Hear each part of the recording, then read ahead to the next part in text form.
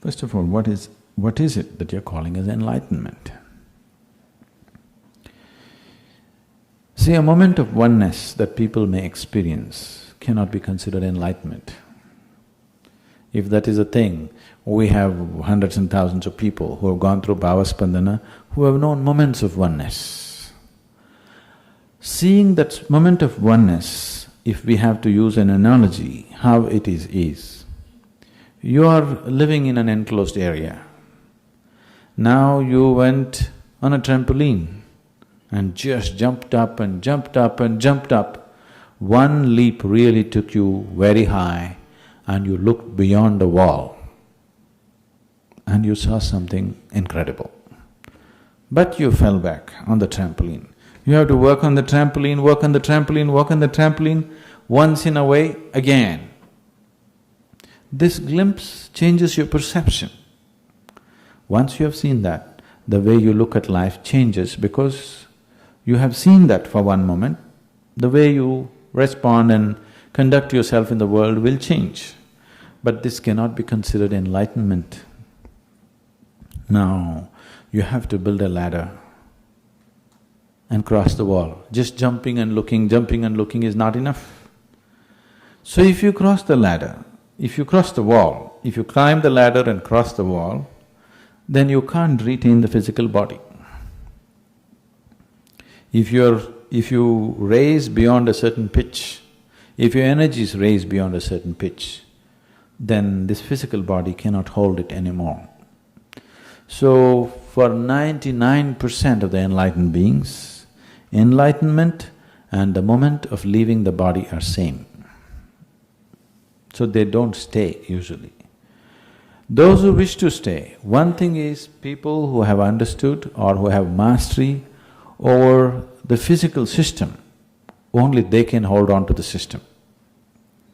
Generally, it is only people who are on the path of Kriya Yoga who can hold on to the body because they understand the mechanics of the body, they know all the tricks of the body, so they hold on to the body. Other people who work to this level of intensity either through awareness or through devotion or through any other means, if they attain to that, either through action, devotion or awareness, if they attain to that, they cannot hold on to the body, they have to leave the body. So most enlightened beings, 99%, will leave the body at the moment of enlightenment, you will never see them again. Otherwise, you will have to play many tricks to hold on to the body. You heard of Ramakrishna Paramahamsa? You heard of Ramakrishna? Okay, you heard of Vivekananda? Vivekananda was the first yogi who came to United States in 1893 and caused waves in this country at that time. He came to Chicago and spoke in the Parliament of Religions. He was the first yogi who really created some amount of awareness in this part of the world. His guru was Ramakrishna Paramahamsa.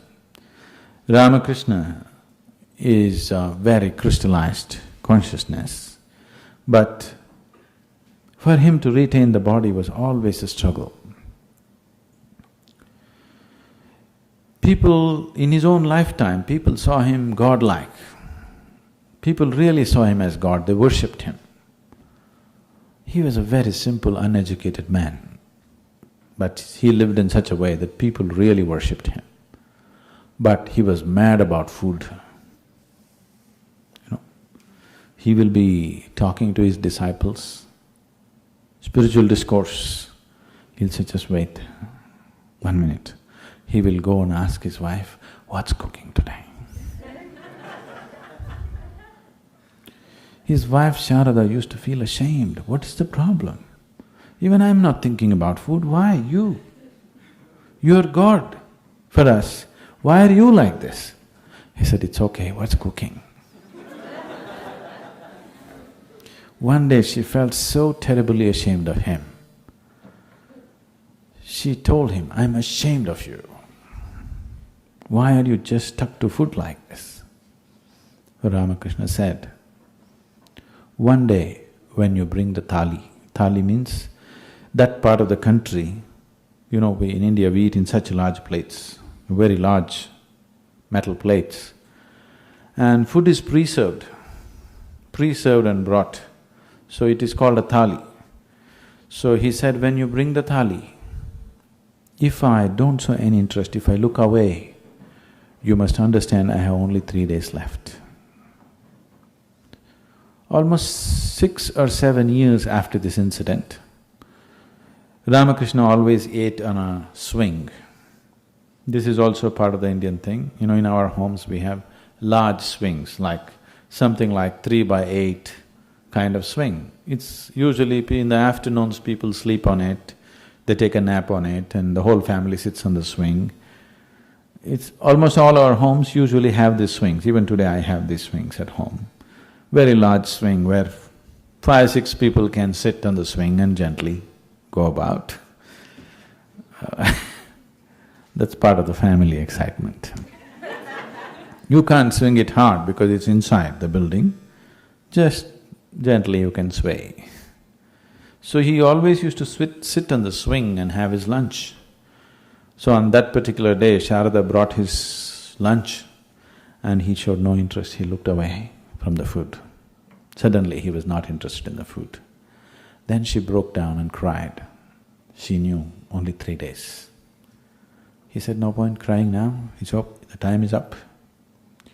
So for him, food is not the big deal for him, but he consciously created this desire continuously to hold on to his body. This was his way of somehow, without a desire you can't stay. If he closes his eyes, he'll be gone. So he constantly created a conscious desire for food all the time, making himself crazy about food, consciously, as a device.